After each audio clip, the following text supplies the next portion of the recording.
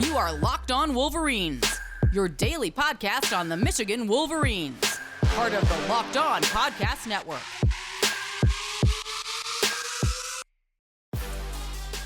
Happy Thursday. We are back and doing it. You thought, just because it's late, that we were falling into some old habits. We aren't.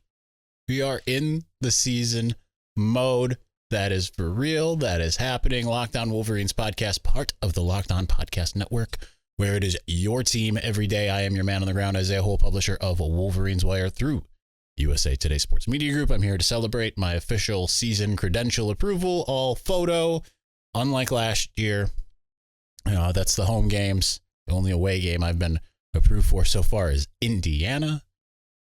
But I have applied for all but Rutgers. So I will do that eventually. But yeah, we are going. We're doing it. Season 8. 8th year covering Michigan football. I have been to all but I think like 6 games over the course of the last 8 years. We're going to get to the mailbag here momentarily, but I want to just wax poetic on that because, let's see, the only ones that I missed Utah, Harbaugh's first year. I missed Minnesota and Maryland as well that year. The next year, I went to all of them. The next year, 2017, I went to all but one, which was Maryland. I had gotten in trouble at my old workplace, and they grounded me for a game. They tried to ground me for 2, but I was like, screw it. I am going to Wisconsin that following week anyway. So there's that. I missed Rutgers in 2018. I have not missed a game other than that. I've been to every game, home, away, whatever. So with that said, let's get to the leaders and best in the Michigan Mailbag, starting with James Crudup at James Crudup 6. Which side of the coin do you fall on in the debate between the wildly talented, inexperienced young guy versus the experienced vet with limited upside? If it was your call to make, seems like they have that battle going on in a few positions. Depends on what that limited upside is and what the inexperienced guy shows you in practice, right? Because if that inexperienced guy is super talented but makes a bevy of mistakes and you know it's going to cost your team, and then I think that you have to weigh, well, are they going to win games for me, or are they going to potentially lose games for me? I mean, that's for anybody, but it all depends on the consistency of the situation. Because if you have a above average guy that might not be elite, which is how we currently view Cade McNamara particularly, and then you have a guy that you think is going to be elite, but you've already seen him essentially, he wasn't the sole reason that Michigan lost against Michigan State, but his mistake came at a very untimely moment in that game. That doesn't happen. Maybe things go differently. Maybe they don't. But it's, Michigan only lost 2 games last year, the other one being Georgia. You can't look at me with a straight face and say Cade lost you the Georgia game, right? Obviously, there's other position battles there. But, obviously, if someone is of the uber talent perspective, you want to get them on the field as quickly as possible. And I think that Michigan's been pretty smart about that. Think back to Dax Hill in year 1, played nickel for most of the year, saw the field quite often. And then when Brad Hawkins went down, it's like, all right, it's your show. Aiden Hutchinson in 2018, they just tried to cycle him in to try to get him ready. So that would be it. You try to figure out where that balance is. And if you can get a guy experienced like they did with JJ last year, then you do it. Josh Barr at Jadicke. Sorry, even though you put Josh B, I'm going to call you Josh Barr. For for Michigan to repeat last year's success, Big Ten title, college football playoff appearance, the offense needs to be ranked in the top blank, and the defense needs to be ranked in the top blank. I'll just do a blanket and say 25 overall. I don't remember what the offense was ranked last year. I think you have to have one as a top 25 unit and the other one as a top 50 unit. I think that's the most important thing. And I'll look up CFB stats here right now. So last year, Michigan's offense ranked 24th. So they were in there. And the defense, I clicked the wrong thing. The defense was 20th. So I think that's where you need to be. You need to have that type of decent mix, because like I think a pretty good indicator, right? Let's look at 2017, for instance. Michigan, number 3 on defense. And as far as the offense, however, it's not quite as rosy. 105th, right? That's not going to do it. I mean, heck, even 2016, and that offense was on fire. And I think it would have been a lot better, but I feel like they laid off. And then they had a couple games that were just close and low scoring, like Wisconsin. But that defense was, I think it ended up being second once everything was said and done after the bowl game. But it was the 58th in the country. Still, I think they could have won. But I think you have to have some kind of, at least an average of around 25 each, right? To be able to do that. Last year, 24 and 20, I think that's a pretty good indication that they were up there. I think that's the type of thing that you need to have. You need that type of both units being right up there, and didn't hurt that special teams ended up being number 1 in the country. All right. My brother in metal, Michael Wolf at MWolf21. What kind of year do you expect from Ronnie Bell this year? He sounds like he's ready to make a big statement. I think you're going to see everything you expected last year, everything I expected last year, which was very high. I thought Ronnie Bell was going to set the world on fire. I thought that finally he was going to get that type of respect that I think he deserves, which is as a Chris Olave-like talent. And I think that you're going to see that. Might be a game or two where he has to kind of ease back in. Maybe, maybe not. So I'm sure we'll find out here shortly what he is looking like in the once we have our first media availability, which I expect to happen either on Friday or early next week. Yeah, Ronnie Bell, I think I picked him in the Scott Bell poll to be the leading receiver. And that says something considering how many receivers they have, and I respect. I think Andrew Anthony could really go off. I mean, Cornelius Johnson, I think, is being slept on. AJ Henning might have the most all-purpose yards of any of them. So we'll see. Jimmy Whitner at Jimmy Whitner1. What are you hoping to hear most out of fall camp? He's got more, so I'll just answer that now. I am hoping to hear that the defense has found ways to get pressure. It just, from other positions. I mean, we're going to hear this anyway. So what do I want to hear? They're going to tell us regardless. I mean, that's just how it goes. I want to hear of at least one player that everybody's been sleeping on, really like taking a big step forward.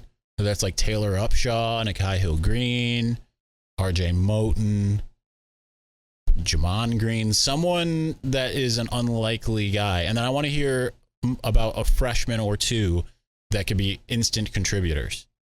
And obviously we think Will Johnson will probably be that guy. Starting to feel like it could be Kenneth Grant, could be Mason Graham, who came in at 317 pounds. Wow. So there's the things that I want to hear was probably what they're going to tell us anyway. And also I want to hear that the offense is firing just on all cylinders, but that but not on all cylinders. So you want to hear that the defense is holding their end of the bargain too. It's hard to really judge where things are.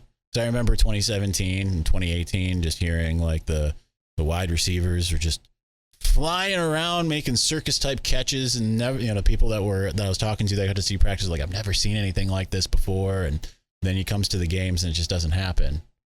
So, and obviously honestly, the thing I want most is just stellar line play. That's why I'm picking Michigan to beat Ohio State this year. I just think Michigan's defensive line is being slept on, and I think they're going to have the best offensive line in the country.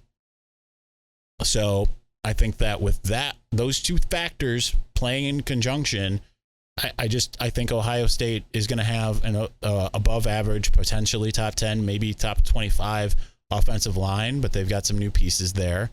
And I think that their defensive line is going to be okay. But, not, if anything stands, like, I thought that their defensive line was going to be a lot better last year than it was. And it wasn't as good against Michigan. So we'll see. Number 2, who do you think will be the most improved on offense and defense? I don't know yet. Defense, I think it will be RJ Moten. I think that he's going to take a real big step forward. I feel like with RJ Moten and Nikai Hill-Green, there isn't much excitement. I understand Nikai was a 3-star, but RJ was a 4-star. And I think things like him dropping the interception against Michigan. Now, was it Michigan State that he dropped him? And, he got an interception. No, it was against Ohio State. I think he didn't do himself any favors, but I think that he's just going to be quietly great. Who is the other player? Rod Moore. I want to see Rod Moore be a star. So I'm looking a lot at those safeties. Offensively, I don't know. I think everyone's going to be pretty good. Kind of want it to be Cornelius Johnson or even Roman Wilson. Roman Wilson has got everything you want in a wide receiver. He could be, Devontae Smith. Is that his name? See how bad my memory is?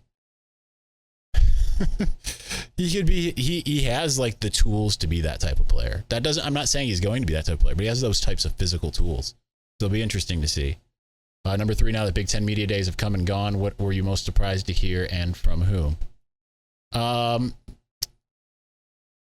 The thing I'm most surprised to hear, to be honest, was from Greg Schiano, because I asked him, being at the Rutgers table, it usually, for being in the largest media market, Rutgers doesn't get a lot of attention. And so I felt compelled after I asked Greg Schiano what did Michigan do last year? It was just like, there's only like 4, 5, 6 people there compared to Jim Harbaugh had probably 100. And so I was like, well, I better ask another question. What I came up with was, what do you, how do you deal with it with your team, that the fact that you guys might be better this year, but due to your very daunting schedule, the 1-loss record might not show anything. How do you address that to your team? And he said, well, the thing is we just try not to, we don't really talk to our team about wins and losses. Like, maybe you should.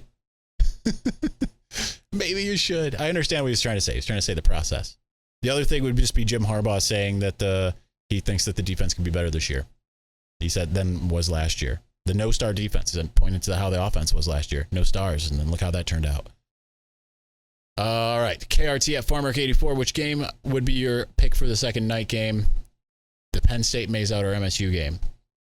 I think I said before MSU, but I kind of like the idea of Penn State because they always have to come to Ann Arbor and deal with the, Michigan State. I just want to get that game over with. Like I if they could have a 9 a.m. kickoff there, I would love it. Just get it over with. It's just a stressful day. So yeah, I'll go with Penn State. I know I said Michigan State before, but I'm changing my mind because we always go to Happy Valley and see the whiteout, which I think is an awesome environment. It would be cool if Michigan returned the favor, and they did it before, but with a bad team and 2 bad teams in 2014. It wasn't a Maize Out, so I'd love to see a Maize Out against Penn State. I think that would be really cool. Finishing us out in segment 1, our extra long segment 1. I better hurry it up because we've only got 17 minutes left in the show. Jonathan Joseph at JJoseph2156. Are you surprised more teams don't do trips like Michigan? I saw Arizona's planning one next year. And of course they're doing that now because Jed Fish is over there. I am kind of surprised. And I think that people looked at it, and I knew it wasn't exactly that. People looked at it as Jim Harbaugh trying to essentially put a middle finger up to the NCAA with their whole, teams aren't allowed to go do what Michigan did in 2016, go an IMG Academy and all of that. I think it's pretty cool. I still haven't gone. I didn't go to literally any of the places in Michigan with them. I know other people did.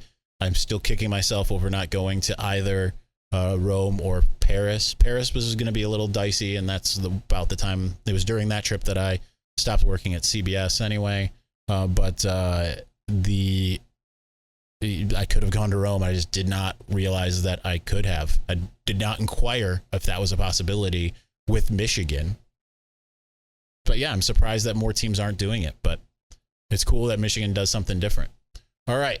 We have a lot of questions left and not as much time to answer them as I would like because we're capping this at 30. That's how we're doing it from now on. Maybe we'll have a spillover mailbag. And this is when the season, and there's 40 questions. All right. As you gear up for fall, you need the right people on your team to help your small business fire on all cylinders. LinkedIn Jobs is here to make it easier to find the people you want to talk to faster and for free. Create a free job post in minutes on LinkedIn Jobs to reach your network and beyond to the world's largest professional network of over 810 million people. Then add your job, and the purple hashtag hiring frame to your LinkedIn profile to spread the word that you're hiring so your network can help you find the right people to hire. Simple tools like screening questions make it easy to focus on the candidates with just the right skills and experience so you can quickly prioritize who you'd like to interview and hire. It's why small businesses rate LinkedIn Jobs #1 in delivering quality hires versus leading competitors.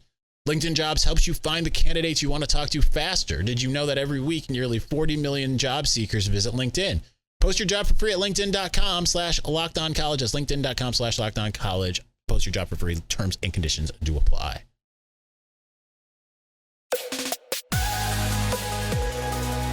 All right, time management there. Not good on my end. We've got like 6 questions, segment 2, 6 askers, and then 5 in the next one. So we don't got a lot of time. Let's do it. Jim at Jim in the North. When I went to Michigan, we had an O-line factory going. Do you think we have that going again?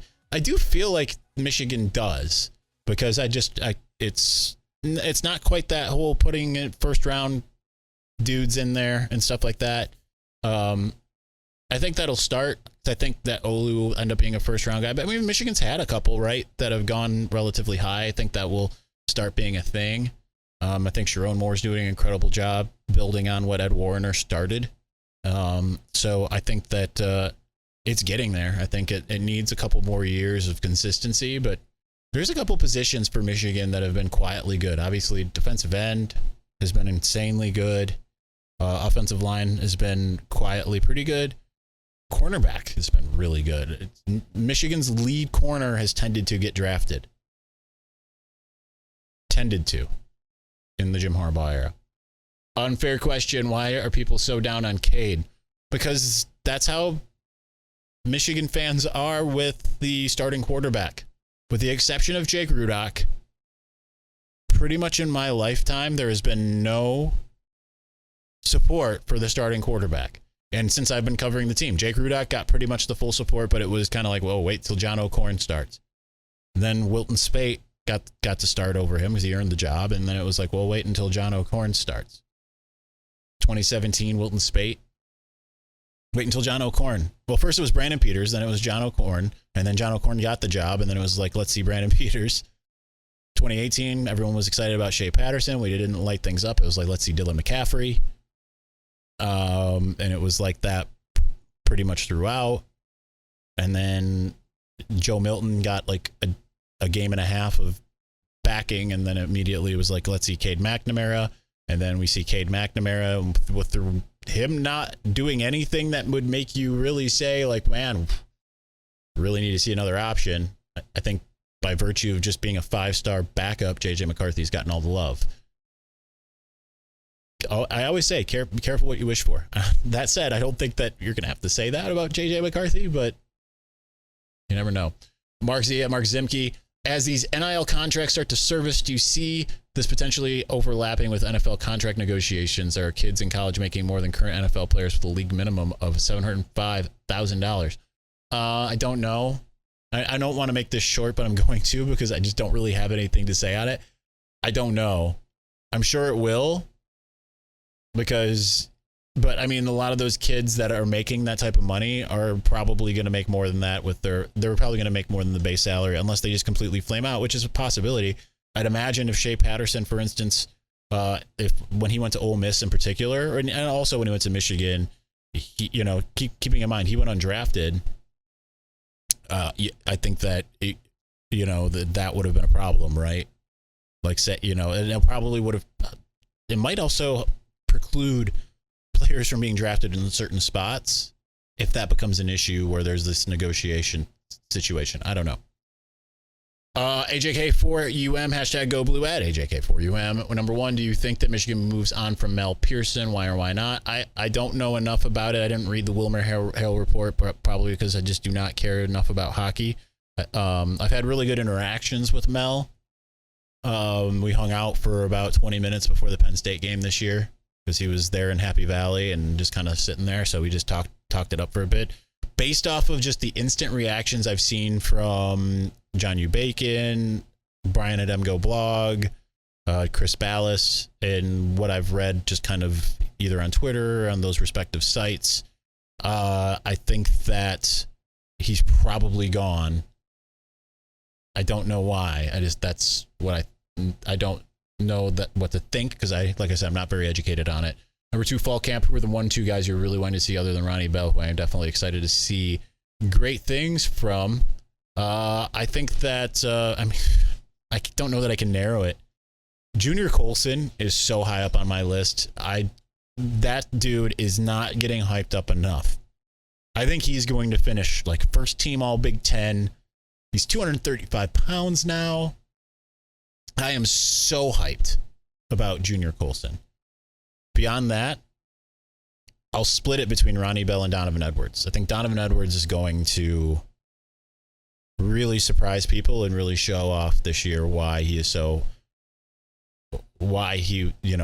Klatt is saying he's a dark horse Heisman candidate. That said, JK continues. Saw your Joel Klatt interview. Good stuff, man. # Go Blue. Thank you. I'm very pleased and blessed to have the relationship with Joel that I have. And a little inside baseball here from my job. He has as of last year, mid-year, I think, he has a new handler, I guess you could say, like liaison from Fox to me. The other one used to be really awesome to me, and that's how I established this relationship with him. And his new one is very good, but I understand why I'm not very high on her list. Some random that covers Michigan. So I didn't know if he was going to be at Big Ten Media Days or not. And I just texted him directly. I'm like, yo, you going to be there? And he's like, yeah. And I was like, we on for our typical thing? And he's like, yep. I'm like, cool. So very blessed to have that relationship with Joel Klatt. Yeah. All right. Data Guy Florida at Data Guy FL. Maybe it isn't Florida. I'm assuming. What are the COVID rules for Michigan football this fall? To be honest, I have no idea. None. They haven't said anything. I don't want to say what I think they might be. I think that's unfair. Are the players and staff being regularly tested? What's the protocol for a positive player test? Again, no idea. All right, we're going to continue on. We got 2 more this segment, and then we're going to have to rush through the last one. Andrew at Engine Nerd 97. Forget the NCAA or Big Ten politics. Would it be a good idea for Michigan football to have a preseason game? I don't know if I like that. That's kind of what non-conference has. No, I don't think I mean, would it be a good idea to get things rolling? Sure. But no, I also don't want them to have to work things out beyond camp. And that's just in general. They've done plenty good doing that. But yeah, I'd rather, and that's just another point to potentially have injuries and stuff like that. No, I'm not for a preseason game. Finishing us out in segment 2, Spencer Whitmore at Spencer Whitmore. Ronnie mentioned to John Jansen that the offensive scheme is similar to Gaddis with some variations. If you were the new OC, what additions would you add to the playbook? I don't really know. Partially because my mind has not been very much on the X's and O's of football for almost a year here. I would certainly add a lot more wrinkles. They had plenty of trick plays and stuff like that. But I mean, I just think with so many playmakers, you're going to have to figure out a bunch of ways to. They've certainly used crossing routes and things of that nature. I think you certainly have the talent to run kind of more of a some traditional spread looks. And they did, right? They were kind of a pro spread. So I don't know. I don't have a good answer. And I'm sorry about that. All right, we've got a little time. So much to talk about still. If you haven't tried Built Bar Puffs yet, you are depriving yourself of one of life's greatest joys. And guess what? There's a new flavor, ready, delicious, indulgent cookie dough covered in chocolate. That's right. Built has done it again. Let me introduce you to your new favorite. Cookie dough chunk puffs have a light and chewy texture, real cookie dough chunks. And of course, they're covered in 100% real chocolate. All of the joys of eating cookie dough without the hassle of making it, plus it's healthy for you. Cookie dough chunk puffs are only 160 calories and they have a whopping 15 grams of protein in them. I need to order some. Run to Built.com to snag a box for you and the family. It'll be the perfect treat. Or you can really find a good hiding place and just hoard them for yourself. I literally do that. Like all Built Bars, the new cookie dough chunk puff is covered in 100% real chocolate. That means they're healthy and tasty. Cookie dough chocolate covered cookie dough with light, fluffy texture. So good. What's great about Built is that all of their bars are made with collagen protein, which your body absorbs more efficiently and provides tons of health benefits. Eat something that tastes good and is good for you. You're going to love the new cookie dough chunk puff, whether you need a snack for your workout, a late night treat, or just need to grab a quick bite. Built is the perfect protein bar, and they taste better than a candy bar. Dish the calories, fat, and sugar. Grab yourself a Built bar. Go to Built.com. Use the promo code LOCK15 for 15% off of your next order. That's promo code LOCK15 at Built.com.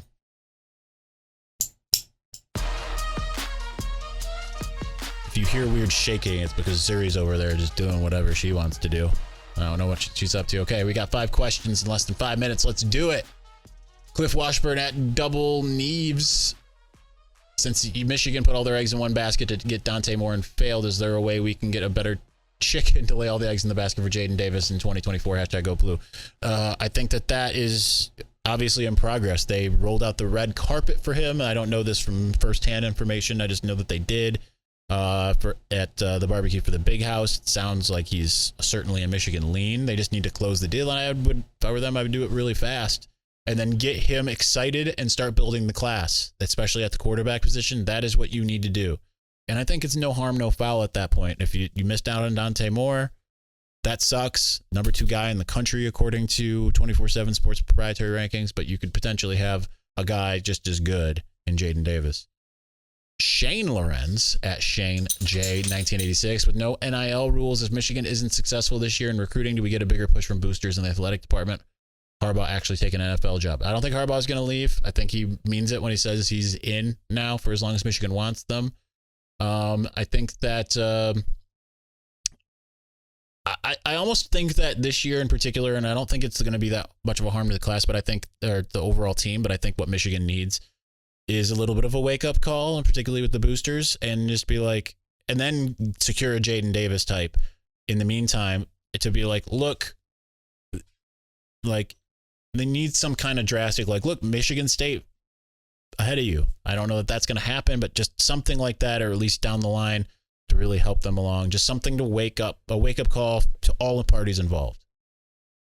All Go Podcast at All Go Podcast 1. Could the JJ Cade conundrum have parallels to the Brady Henson QB decision? I mean, if it's not played smartly, I do think that Michigan State game was part of it. Granted, I know Cade was injured in that moment, which is why JJ was in. Or at least that's what the party line says. He continues the super talented guy that everyone wants to see may not be the best guy for the job. That's accurate. JJ will be the starter when he is the best option for Michigan to be the starter. There's no way around that. And I'll say it over and over again. So, like I said before, careful what you wish for. We've seen it. Fans are so certain sometimes. This other guy is the best candidate. What are the coaches doing? And then we see the other guy. Granted, we've seen JJ. We know he's great. But let's say like he goes out there and makes some incredible plays like we've already seen him make here and there. But then we also see him make some boneheaded, I'm so good, I'm trying to make this play. And it doesn't go to plan, and he just has such a higher TD interception ratio, or it's much closer to each other, rather, compared to what Cade brings.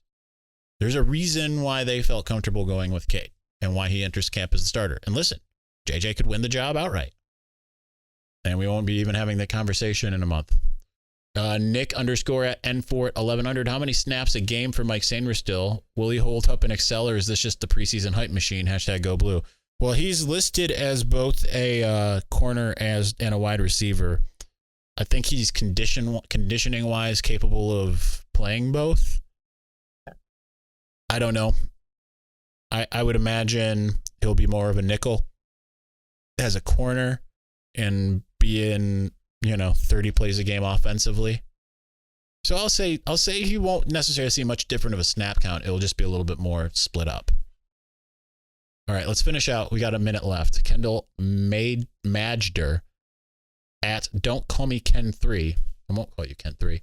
In your opinion, without seeing either in a college game action, who will have the better career, Mason Graham or Kenneth Grant?